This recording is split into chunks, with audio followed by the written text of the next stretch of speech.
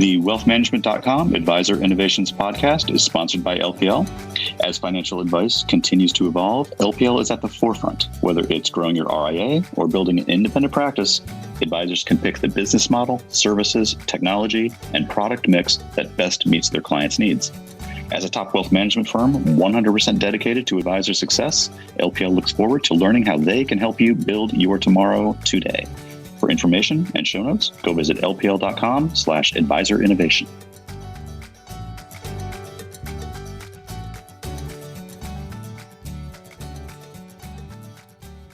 Hey, thanks very much for joining us, everyone. I'm David Armstrong, the editor of wealthmanagement.com, and this is the Advisor Innovations podcast. Thanks for joining us. This is the podcast, as you know, where we speak to folks who are pushing the industry forward into new and interesting areas. And in that regard, I think our next guest is perfect. Christopher King, the founder and CEO of Eaglebrook Advisors. Chris, thanks for joining us. David, how's it going? Thank you for having me on. I'm super excited for this conversation.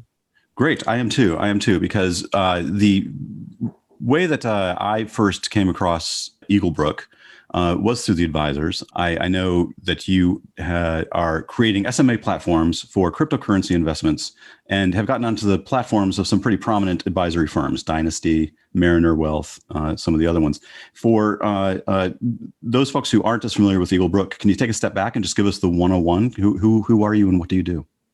Yes, of course. So my extremely quick background. My name is Christopher King. I'm the founder and CEO of Eaglebrook Advisors. Prior to starting Eaglebrook, I worked in venture capital, specifically focusing on investing in companies building infrastructure in the crypto space. So invested in Coinbase, BlockFi, a few of the other infrastructure plays, but saw massive opportunity as no one's building the correct investment solutions for financial advisors. So left that from around 2.5 years ago to start Eaglebrook with the mission of building the bridge between wealth management and financial advisors in the emerging Bitcoin and digital asset market.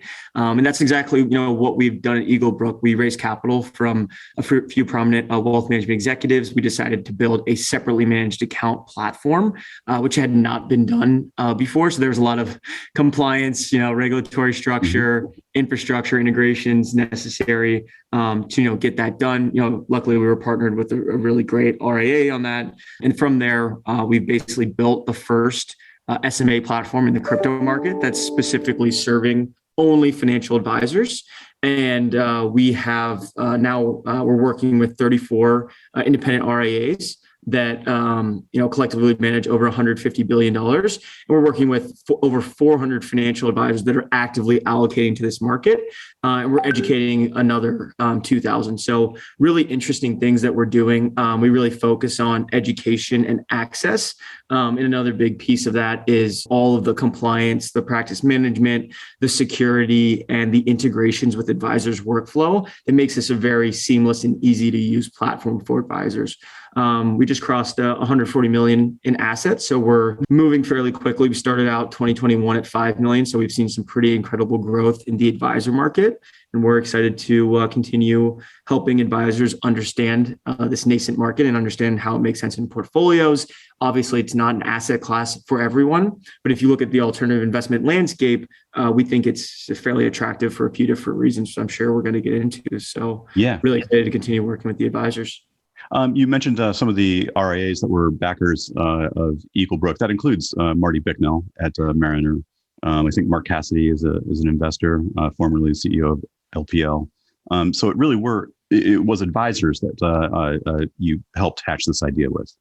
Yes, all basically did not raise capital from people in the crypto space or kind of, West Coast venture capital money. We really only raise capital from strategic individuals that have very long careers building out solutions and companies in the wealth management space. And I think that's how we've been so successful, as they've helped guide the company, from a product and marketing and branding perspective, but also all of the infrastructure necessary for things that advisors want. So that's correct. Yeah. Marty Bicknell, Mark Cassidy, Mike Alfred, who's on our board, is one of my mentors. He previously built a company called Brightscope, which ran data for the wealth management market. So we have a really good group of individuals that have been helping us build this platform. And so let's, what did they see there? I mean, what did Marty Bicknell and others see as the need? Why do advisors need access to cryptocurrency? So I think that's a great question because back in 2018, 2019, when I was investing in these companies, the advisor demand was unknown. A lot of people in the wealth management space still thought, this was a fad and this was tulip mania and all that stuff after the market cycle of 2017. However, as I was raising capital in late 2019, a lot of those individuals saw their own firms see a spike in demand and interest as a lot of advisors and clients realized this wasn't going away. So I think it originally started off as an accommodation, meaning for the clients that do want to invest in this asset class that are doing it on their own via Coinbase or another real retail exchange anyways, why don't we give them an offering that our advisors can be trained up on the market, they can talk and have an engaging conversation with their clients about it, and they can actually access a basically very secure solution as opposed to basically investing, let's say, $250K, $500K on Coinbase, which is a hot wallet and has high transaction fees and all of these things, have it held at a qualified custodian in cold storage with an RIA, right? Eaglebrook is an RIA ourselves, just how our clients are structured. So kind of checking off all the boxes, they saw that was in demand. So I think it started as an accommodation. I actually believe that has shifted this year, just given the run up, starting this year at 20K, then going to 60, back down to 30, now at 60 again. So some interesting volatility there. But it has shifted from a business accommodation to almost a defensive strategy. Almost every single RIA, wealth management firm, TAMP, IBD, wirehouse, they are defining what their digital asset strategy is, and they realize if they do not have an offering, there's going to be major issues, with assets leaving their platform potentially. So I think that's, where they're seeing, oh, wait, this is actually a defensive play. And as they're doing that work, they're actually realizing it's also a business opportunity and not just an accommodation, because one, they can move assets held on these hot wallets that aren't secure to a cold storage solution, that just means it's secure, it's offline from the internet, and it minimizes the risk, the custody risk. Or losing the assets. So I think that's a big thing. But so they can bring assets to their platform, but then they can also monetize their distribution. And this is more for like the home offices and the platforms where they can bring on more assets and can monetize their distribution by charging platform fees or whatnot, they do in the traditional market. I think that's a really interesting shift that we're going to continue to see that trend into 2022 and 2023. Why are SMAs separately managed accounts the best way to invest in Bitcoin or cryptocurrencies? We just saw the launch this week of a Bitcoin futures ETF that apparently brought in $1 billion in 2 days. So clearly, I think you're right about the demand. The demand is certainly there. I don't think there's any question about it. It's the execution. Why an SMA? Yes, that's a great question. So when we first started the company and we're thinking about what exactly to build from a technology perspective, we were looking at various options, and there's basically three options for most advisors right now, right? There's the private funds, right? It's a Bitcoin or an index private fund where there's subscription docs. You basically can buy at NAV and you own shares of that private fund. There's liquidity constraints with that, right? Some anywhere between 5-day to 90-day liquidity to get your money out, just like any private fund. And you're either buying a single asset or an index. There's not much flexibility or liquidity. The second option is one of the public vehicles. So that's OTC public trusts or the recently launched Bitcoin futures ETF. The major issue with these products is that they're very expensive. When I say expensive, they're not expensive. They are expensive from a cost expense perspective, right? The ETF came out 95 bips. Some other public trusts charge 2 to 2.5%, right? That's fairly expensive in the wealth management and asset management market. But that's actually not where you're paying the most. You're paying the most with tracking error. We've seen massive tracking error with both OTC public trusts as well as futures ETFs. If you look at USO versus spot price of oil, you wouldn't even think it's the same asset you're investing in if you look at it from a 2-year, 5-year, 10-year time horizon. USO being the futures, USO being the oil futures ETF. Yes, that's correct. Exactly. That's kind of the analysis. We did that in the gold futures ETF versus gold spot price. So if you look at that, that's really where you're paying with the public options that are available right now. I'm excited to see a spot Bitcoin ETF. I think that's a product that advisors can feel comfortable putting their clients in. I don't believe there's anything on, from the public perspective that is available right now that advisors should feel comfortable putting their clients in, giving the major cost with the tracking error. So that's a big piece of it. And then the issue with the private funds is mainly operational and from a liquidity perspective. For example, we had clients that, wanted to take off some profit because they bought below 20K, right? It touched, 67K this week. They wanted to take off profits at a certain time, right? Past trading hour, 6 p.m. on Tuesday. And they can do that, right? We have second by second liquidity. Whereas if you wanted to do that in a private fund, and now we're back down to, 62, you're paying that cost because you can't get that liquidity in time. So that's the major issue with a lot of the private fund structures that we're seeing. However, what's interesting is that because it's a familiar structure and it's a security, it makes it a little bit more straightforward. So that's kind of talking about the other options in the market. I wanted to lay that out so I could, correctly explain kind of why we think the SMA structure makes the most sense. So when you think about the SMA structure, it is the direct option and it's a direct offering. Your client owns the assets directly in their name at a qualified custodian, whether it's an individual account, a trust account, an LLC, IRA. We take almost all types of registered accounts. That's the major advantage, that the client owns it directly in their name. What this does is it greatly minimizes tracking error and allows clients to execute directly in their accounts when they want, the way they want. They can do dollar cost averaging. They can do cascading limit orders to move to the market. They can do TWAPs. They can do VWAPs. They can, invest at 2 a.m. on Saturday if they want to, right? This is a 24/7 market. So it gives clients a little bit more flexibility. And then when they want to sell out, right, they can sell out fairly quickly. And we also have no minimums, where some of the private funds have anywhere between 25K and 100K minimums. So that's, fairly advantageous as well, not be able to get your feet wet with 5 or 10 grand before you want to, move in full speed with a, 2 to 6% allocation. The other major advantage, I think this is very interesting to touch on, is I don't think, a Bitcoin spot ETF might get approved in 2022, right? There's, things like GBTC and right now, right, on the market. Yeah, there's a few. But, sorry, go ahead. Yeah, there's a few of them now, right, that have launched. Those are only Bitcoin exposure. We offer access to multiple assets, just like traditional SMAs. So that's what I think is really interesting. And advisors and clients are demanding access to other high quality assets in the crypto and digital asset markets. So when we originally launched, it was Bitcoin only. We launched Ether back in February. We launched DeFi assets and products and other layer 1, layer 2 assets and protocols since then. We found that initially advisors were just going into Bitcoin. Now that most advisors have exposure to Bitcoin, or advisors are moving in for the first time, the majority of them are actually going into, let's call it 70% Bitcoin, 30% Ethereum, rebalanced, reconstituted quarterly with a tax overlay on it, right? Which is another big piece of the SMA structure. Or they'll do 50% Bitcoin, 25% ETH, 25% DeFi.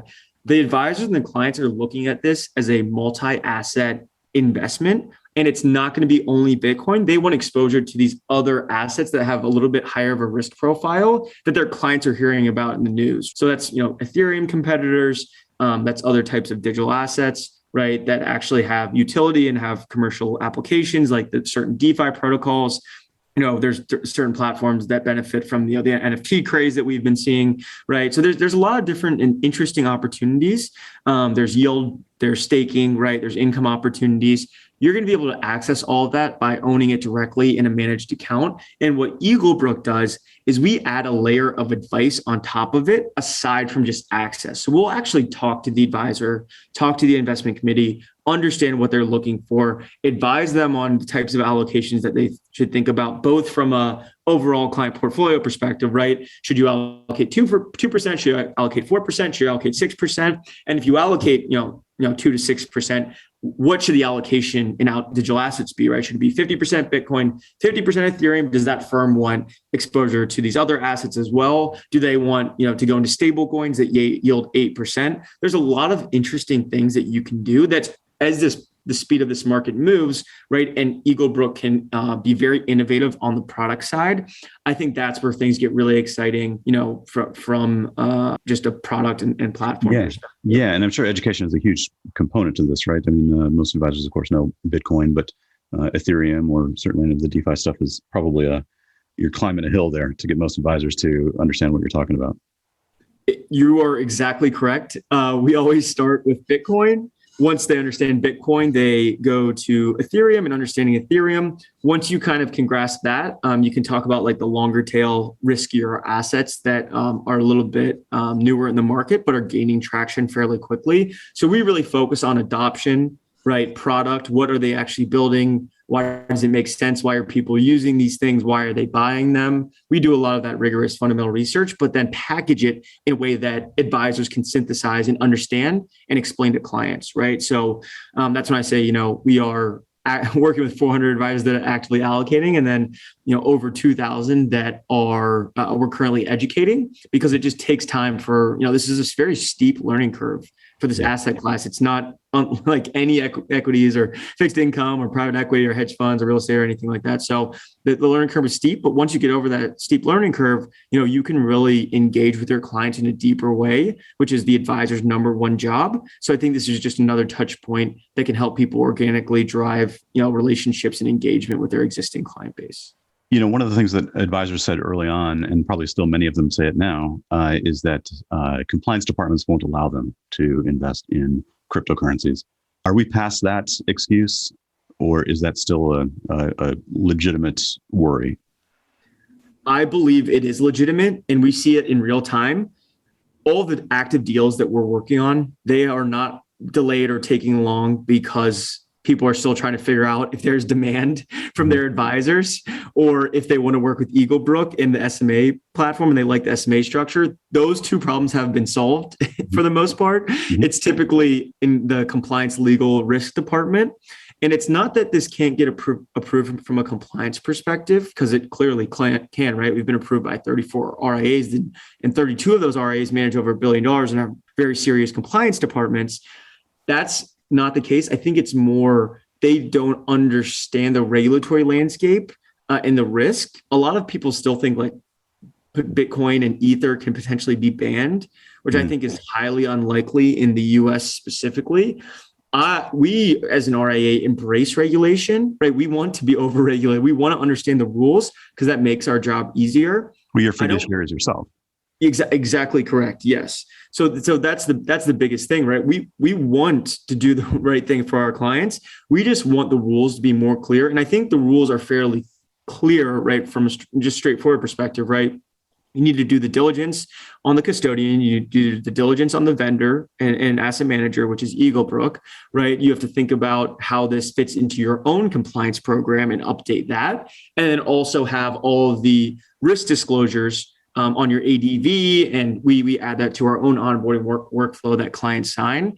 Once that's all done, the last compliance step is actually training advisors. So we've actually built out proprietary training modules for REAs where it takes about 2 hours for an advisor to go through. They basically learn about everything they need to know about Bitcoin, Ether, and other digital assets they'd be investing in. They have to take a quiz at the end. They understand the merits, the risks, how it fits into a portfolio, and they have to score above 70% before they can get access to the SMA platform and start onboarding clients. So that's kind of what is necessary. Some firms, I would say, that's a lot of work, right? Everything I just went through.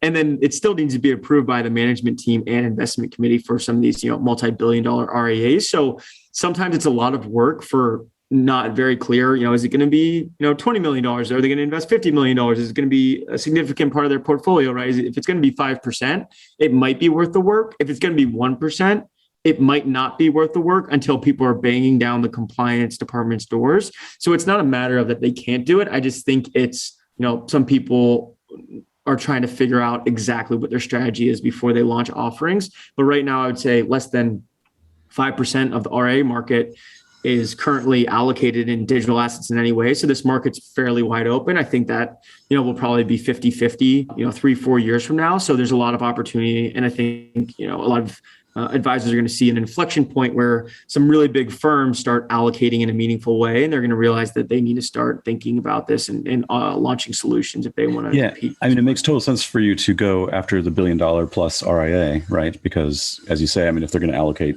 2 or 3%, that's still, it's not nothing, but it's not a significant amount of money. And I imagine as you go further down the RIA scale to the $250 million AUM advisor, the that it gets the returns become even less attractive. Is there a way to kind of scale this across smaller firms as well? Yes, of course. So there's 100% a way to scale it. Our SMA platform is fully digital. All onboarding is fully digital. You can onboard a client account in 2 to 3 minutes. You can manage the account all online. Obviously, we have a fairly strong client service team that you can call and we'll answer the phone and walk you through the process, explain our SMAs, walk you through the crypto market and how to think about it in your portfolio, all of those things. So I would say it is scalable from a technology perspective, but a lot of these smaller firms do need to be I would say it's more of a distribution problem, boots on the ground, than a technology and scalable problem. So we're actively working on our distribution strategy, downstream and upstream. So I think that's going to be interesting to see what that looks like and how we can get this in the hands of those, anywhere from $50 million to $500 million RIAs that are looking for this type of solution that wouldn't be as super high touch and take 3 to 6 months with a compliance team to get this across the line. So I think if those smaller RIAs feel comfortable with the risk and can get things approved fairly quickly with the documentation that all these firms have, then that's how we can properly and adequately service the smaller RIA market. Yeah, the other thing that we hear from advisors when talking about crypto is this bit of a disbelief that it's anything at all, and as they ask why, what's backing it, what's behind it. It just seems to be a kind of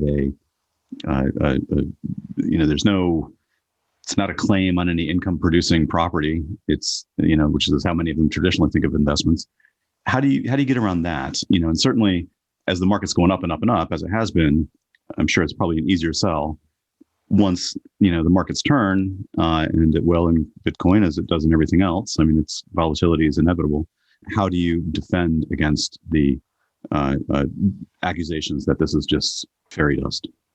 That is a question we get all the time. So I'm really excited that you asked it.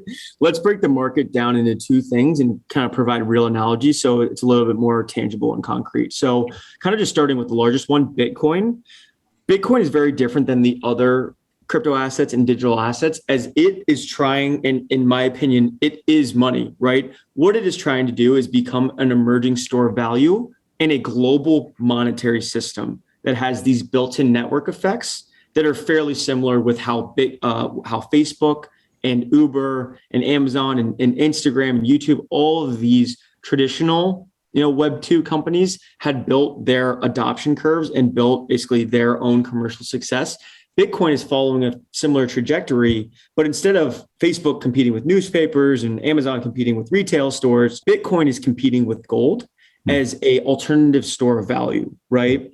And just getting into kind of the specifics of what makes Bitcoin a good, emerging store of value. I want to point out, it is emerging as a store of value. Bitcoin is not a store of value yet because of the volatility with the asset class. And that's because we are still in price discovery, right? The majority of people still don't understand the core qualities of Bitcoin and actually what it is, because it's not a tangible physical asset like gold or like other, real estate or, physical assets that people do store value in.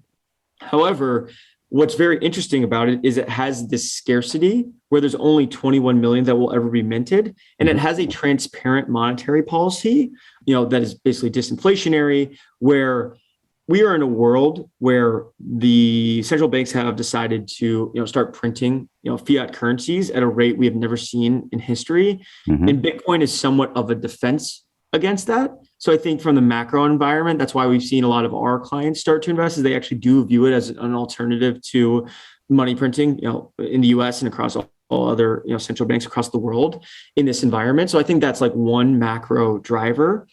The other one is that Bitcoin is fully digital and native to the internet. And we're moving from the physical world to the digital world. And we saw that with software. And I think we're starting to see it with monetary assets as well. Bitcoin is a better version of gold for what it is trying to be in terms of a monetary network and store value. for example, David, if I wanted to send you $12,500 worth of gold right now, it would be very difficult for me to physically send you that gold. Sure. I could send you that Bitcoin in seconds, right, across the internet, and you could get that in your account without any intermediaries, and there'd be final settlement. That's pretty interesting, utility versus gold, and that's why some people think Bitcoin could reach parity with gold or go higher. So, going aside from that, a lot of people view Bitcoin as digital gold because of the scarcity, because it's non-sovereign and not tied to any government, and because it has a low correlation to traditional financial assets. So exposure to Bitcoin can reduce exposure to economic cycles and financial markets, right? So that's kind of Bitcoin and the investment case around that. The other assets, Ethereum, Ether, DeFi, things like that. A great analogy is HTTP. HTTP is a protocol that was developed in the late 80s, early 90s. It is the protocol that the multi-trillion-dollar companies that we see now have built their companies on top of, right? So Amazon is a company that was built in HTTP. Facebook, Netflix, Google, all of these massive successful companies were built on this protocol.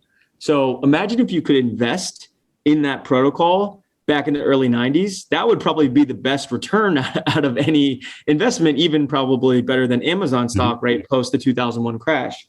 What Ethereum and Ether gives you is the ability to invest in that next generation protocol that all of these top level entrepreneurs, technologists are building the next wave of commercial applications that will be killer apps. All the talent is actually moving towards building on Ethereum, as most of the opportunities on the internet and on the web for kind of Web 2 and HTTP, there's not that many opportunities left. Most of the companies have been built. Ether enables new business models where you can build financial technology companies, digital art companies, gaming companies, social media companies on this new web where the owners can transact value seamlessly and basically interact in a peer-to-peer way and transfer value. That is something that's really, really interesting. And we're just at the very, very early stages of this gaining mainstream adoption. So you can really compare it to being able to invest directly in a protocol that you hadn't been able to do, in the traditional internet. So and I this think is the case go ahead. Yeah. I was going to say, that's the case for diversification too, right? Because we don't know which will be widely adopted and which won't. Exactly correct. But I would actually pause there. I would say, in my opinion, Bitcoin and Ether are always going to be the blue chips. They have true network effects in the market. It's really, really hard to compete with assets that have network effects. An example of that is, even if I built a better version of Facebook right now, right, with better technology, Facebook already has 2.5 billion users. I'm not going to compete with them. They have massive network effects. Same thing with Instagram and Uber and all of these companies. That's the same thing with Bitcoin and Ethereum. They're already the winners, right? They're going to be the winners for the next 5 to 10 years. People can build better technology, but they're not going to get the adoption or the network effects necessary to reach, Bitcoin at $1 trillion valuation, Ether at I think it was like 450 billion, right? Yeah. Really interesting on those two things. The other assets are the ones where you have to pick like anywhere between like 4 and 6, because we're not sure what those winners are going to be. But if you pick one winner that's 25, 50x, which is kind of what the risk profile is, it's either kind of a zero or those venture capital style returns. That even if you have a 5% position and it goes up that amount, right, you can make a lot of return in your portfolio, which is the argument for investing in a multi-asset crypto portfolio and giving clients exposure and optionality for that, as opposed to just Bitcoin only, which I think Bitcoin is going to do pretty well over the next 10 years, but it's just a different risk profile if you do want true exposure to the crypto markets. It's interesting. Let's go back to Bitcoin just for 1 second, because it's an interesting conversation to me. I understand completely the position that this is a defensive investment against inflationary pressures, governments printing fiat money, store of value, more easier store of value than gold. But I don't get the sense that that's the reason most advisors are interested in investing in it. I sort of sense that most of them are interested in the appreciation and the return, that they're going to be able to sell it at a later date for more than they bought it for. How do you square those two? That's a great question. What we say is that it's actually both those things. It is both a defensive investment, right? Alternative to fiat currency, right? A defensive play because it has a low correlation. So it actually can increase diversification of a portfolio. That's one thing. I don't think that's enough to get advisors over the edge. So basically, in my opinion, what gets advisors over the edge, which is what you just said, is that Bitcoin has higher upside and higher beta than gold. So it has both of these defensive qualities that gold shares, but it has way higher upside, right, than gold has itself, which is why Paul Tudor Jones, Stan Druckenmiller, Soros, all of these major macro investors are choosing Bitcoin over gold because it has both qualities. So why wouldn't you bet on the fastest horse in the race as opposed to just going into gold that, we're not sure how exactly it's going to perform, in the long term? Can it go to 50 trillion? I wouldn't expect so. But could Bitcoin go to 10 trillion, right? Basically 10x from here, 10 years from now, right? I think that's actually, an asymmetric bet that makes sense. So it's a defensive play that does have these growth equity and offensive opportunities.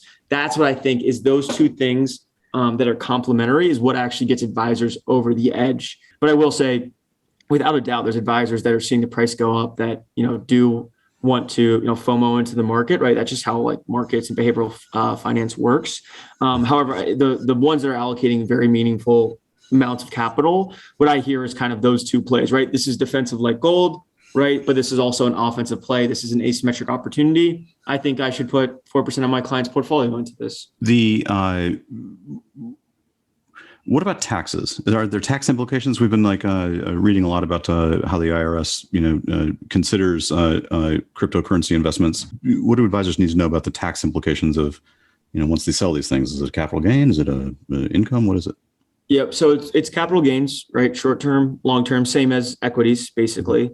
So that's how it's taxed. The only caveat is that it right now, Bitcoin and Ether do not have the wash sale rule apply to them. However, I do believe that will change. Basically, it's a bill in the House, right? That's most likely going to get passed that will, reduce that tax advantage. Mm-hmm. So there will be wash sale rule that does apply to Bitcoin, Ether, and other digital assets. However, there will still be an opportunity to do tax loss harvesting like you can in traditional SMAs, indirect indexing. If you do run a multi-asset portfolio or you're invested in a multi-asset portfolio, right? So if you own, let's say 10 digital assets, right, and 5 are down a certain amount, you can sell those ones and then buy 5 other assets that have a similar correlation and product and platform to those ones. Just like how, traditional tax loss harvesting, you sell Coke, buy Pepsi, right? Mm-hmm. You're going to be able to do that in the crypto market as well.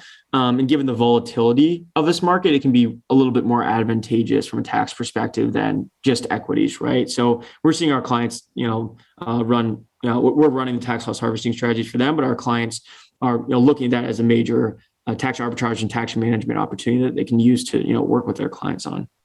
And what about the way that advisors can integrate this into their current portfolio reporting tools, their current financial planning tools? Is the SMA structure, does it easily integrate into those platforms? Extremely easy. So we are integrated with all the major reporting systems that RIAs use. So we are integrated with Orion, Adapar, Tamarack, Black Diamond, a few others that should be finished by year end. So we can cover the majority of the independent wealth management market, but we also can integrate with broker-dealer systems and wirehouse systems, TAMPs, things like that. So we're also working to cover the full market. And then on the onboarding side, we have various integrations such as SSO, iframes, and then full API integration. So advisors can access this directly in their workflows, as opposed to having to go on our website, which is how I would say the majority of our advisors do it now, is they just log on to Eaglebrook. And then once they onboard a client, send over the wire, in the trades are executed into the investment strategy or SMA that they're invested in, they see it on Orion or Black Diamond or Adapar T+1. And then it's basically just in that account in perpetuity until they sell, withdraw, rebalance, whatever. So that's kind of how the workflow works. And that's how advisors get paid on it, because they can see it in Orion or Adapar or Black Diamond. They can report on the assets, but they can also bill on the assets. And that's a really interesting point.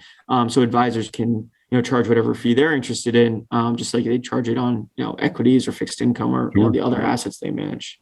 Sure. I'm just thinking of the reports that they give their clients to show, here's how close we are to your financial plan. Here are the components that are, pushing us there or keeping us further away from it. It bakes into all the portfolio reporting tools that advisors use. Yep. That's exactly correct. They can do the monthly or quarterly performance reviews with the client, and they'll be able to see the digital assets directly in their name as opposed to like a product, right? So they'll see the Bitcoin that they own directly, see the Ether they own directly, see the Aave and Compound and Maker and all these assets they can own directly, which I think is really, really advantageous when you're going and doing those performance reports. Yeah. So what's next, Chris? Going to bring more products onto the platform, go out to some enterprise deals. What's next for Eaglebrook?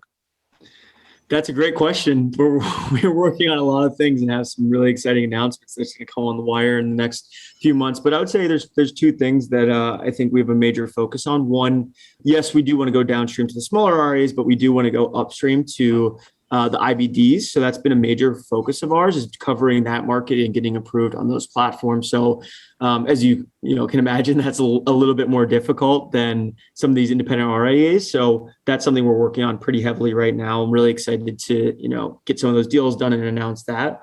The other thing that's interesting from a product perspective, which we're rolling out fairly soon, is that Eaglebrook wants to be the TAMP or the SMA platform in the crypto market. We're the largest right now, right at 140 million in assets. And what we want to do is we want to work with traditional asset managers like BlackRock and State Street and all these firms for when they're ready to run crypto strategies, that they're going to work with us. And what our thought process is that they are going to want to run multi-asset strategies. They're going to have their own products, but they're not going to build an SMA platform to do this, right? Because there's a lot of specialized knowledge and engineers and all this stuff. So we want to be basically that technology platform and provider that can do all of that, distribute it, right? Execute trades, do the reporting, do the security, the compliance, all of that stuff. And they basically just run the strategies. So when they're ready to run those strategies, I'm going to work with those traditional asset managers that our clients know. And when they're ready, because they're not going to be able to do it in an ETF structure or in a mutual fund structure, they're going to have to do it in an SMA structure. And as the largest SMA platform, right, we want to continue to raise assets, get to that $1 billion mark, and really start working with those large players that, in my opinion, are going to, have a high demand from their client base for them to run crypto strategies. So we might be 2 or 3 years away from that, but I think, as this market continues to go in the right direction, that's fairly inevitable. So those are the two things I'm really excited about in the near to midterm.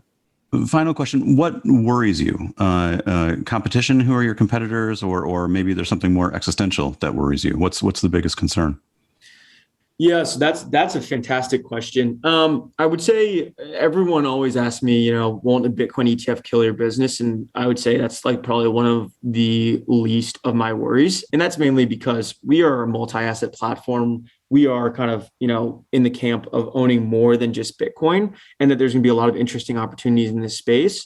So that doesn't really directly compete with us. Yes, well, maybe 25, 50% of the market just want to point and click and buy the spot ETF 12, 18 months from now. Yes, that's fine. We want to focus more on the firms that want to do this in an extremely thoughtful way. So I would say that's less of a concern. My biggest worry, I would say, is not existing competitors in the market. It would be a large traditional TAMP that manages trillions of dollars that decides to throw, $10, $20 million at building a competitive SMA platform that does have massive distribution. So I'd say the competitor that I'm worried about is the one that hasn't really shown their cards yet. That's the only thing I'm worried about.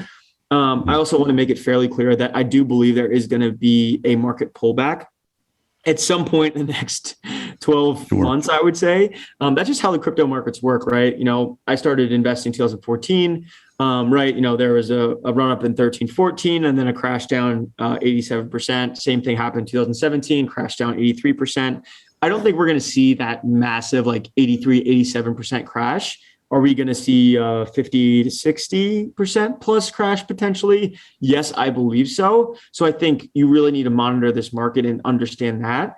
But I think this market is a lot more institutionalized. A lot more major players have come in. There's more liquidity. There's, better, regulated markets and things like that. So I think that's kind of just want everyone to be aware that we're fully expecting that to happen, and making sure that you're thinking about this thoughtfully and not investing right when Bitcoin, potentially crosses, 75K, 80K, 90K, 100K, something like that, right? If that does happen in this market cycle, you're not investing, just because the price is going up. You're investing because you actually understand what's going on. And, if the market starts to heat up, we'd recommend clients to dollar cost average over a period of, weeks or months, so they can smooth the cost basis for the accounts in these volatile periods. So those are kind of like my three final thoughts on like what I'm worried about, and what's on the competitive landscape. But those are just, the three general things that I see from a competitive standpoint. Okay, well, this has been great, Chris. I really appreciate it. We're going to have to do this again because I got a lot more questions, but I'm running out of time here. But thanks a lot for joining us. I think it's been really informative, and I think we've learned a lot about Eaglebrook, and thanks again. David, I really appreciate the time. Fantastic conversation. Great questions. Give me a call anytime if you want to dive into the, wealth management and crypto markets. So yeah, thank you again. We'll do that. We will keep talking. I appreciate it. And you've been listening to the Advisor Innovations Podcast. This is David Armstrong. Thanks for listening.